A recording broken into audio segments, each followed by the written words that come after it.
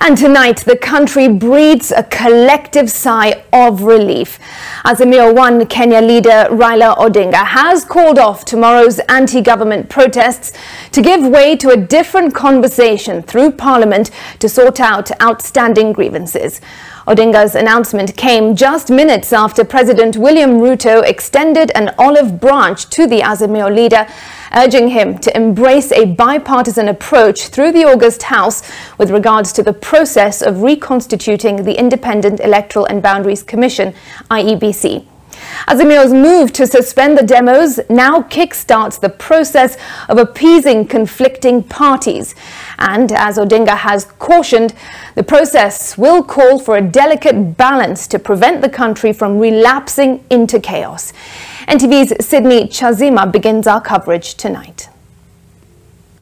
At exactly 5:30 p.m. Sunday, President William Ruto and his deputy Rigathi Gachagua made their way to the podium, ready for what appeared to be a media address convened on short notice. The president, while taking stock of the effects the two-week demonstrations have had on the country's economy, livelihoods and international outlook, called on Raila to put an end to the demonstrations. In view of the recent events that led to loss of life and destruction of property in the demonstrations that have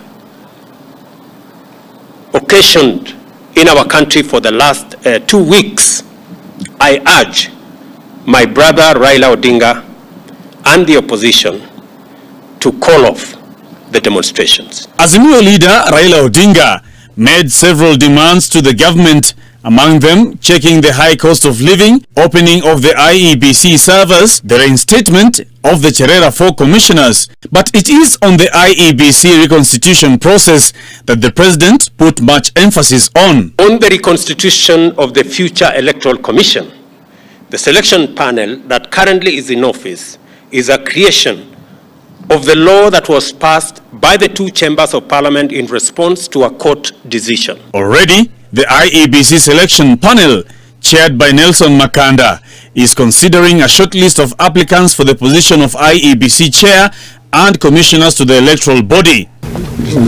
Odinga has been vehemently calling for the process to be redone.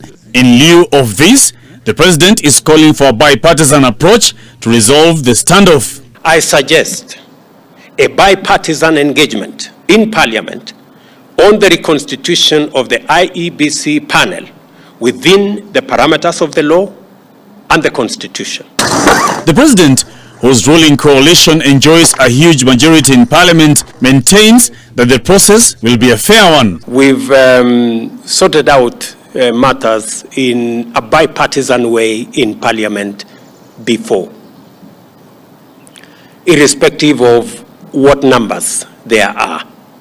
And in any case, the numbers in Parliament, the difference is not that much from where I sit. So I do not see any threat of any side. And in any case, when we engage in a bipartisan approach, it is not a game of numbers. With the opposition now heeding to the call for dialogue, the president still maintains that no power-sharing deal is imminent. As a believer in running an accountable government, our position is that we should never be in the position that this country was put by the handshake, where there is no distinction between government and the opposition. Sydney Chazima, NTV.